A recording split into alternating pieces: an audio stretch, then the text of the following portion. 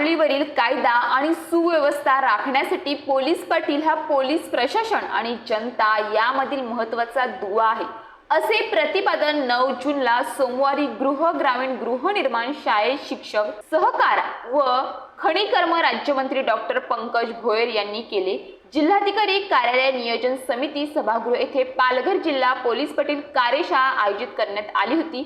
या कार्यशाळेत खासदार हेमंत सवरा, आमदार राजेंद्र गावित, आमदार हरिचंद्र भोये, विधी निदेशक महाराष्ट्र पोलीस अकादमी नाशिक संजय पाटील, जिल्हाधिकारी डॉक्टर इंदुराणी जाखड, पोलीस अधीक्षक यतीश देशमुख, अप्पर पोलीस अधीक्षक विनायक नरले, अप्पर जिल्हाधिकारी भाऊसाहेब फटांगरे, निवासी उपजिल्हाधिकारी सुभाष भांगडे व जिल्ह्यातील पोलीस पाटील उपस्थित होते।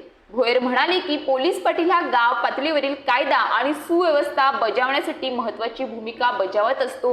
मागच्या अनेक वर्षांपासून पोलीस पाटील हे तुटपुंज 2000 ते 3000 मानधनावर काम करीत होते, परंतु पोलीस पाटील हा गाव पातळीवर काम करणारा कार्यकर्ता असल्याने मुख्यमंत्री यांनी त्यांना आता त्यांच्या 15000 रुपये मानधन केले आहे।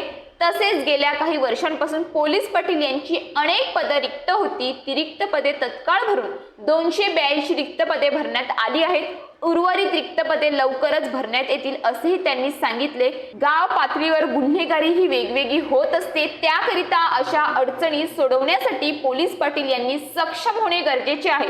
त्यासाठी त्यांनी चिंतन केले पाहिजे। तसेच गुन्हेगारीबाबत पोलीस पाटील यांना प्राथमिक माहिती असणे आवश्यक आहे। आताच्या काळात प्रत्येक क्षेत्र हे डिजिटल होत आहे, मात्र पोलीस पाटील यांना सुद्धा डिजिटल होणे आवश्यक आहे। आता या क्षेत्रात महिला पोलीस पाटील सुद्धा काम करत असून त्या आपली जबाबदारी उत्तमरित्या पार पाडत आहेत, याचा मला आनंद आहे। पालघरच्या धर्तीवर अशी कार्यशाळा संपूर्ण महाराष्ट्रात सुरू करण्यात येईल, त्याकरिता पोलीस पाटील हे पद महत्त्वाचे आहे। पोलीस पाटील यांनी आपल्या पदाची कर्तव्य जबाबदारीने पार पाडावे, असे ग्रामीण राज्यमंत्री डॉक्टर पंकज भोयर यांनी सांगितले। यावेळी उपस्थित सर्व पोलीस पाटील यांनी भोयर यांना कार्यशाळा निमित्ताने शुभेच्छा दिल्या।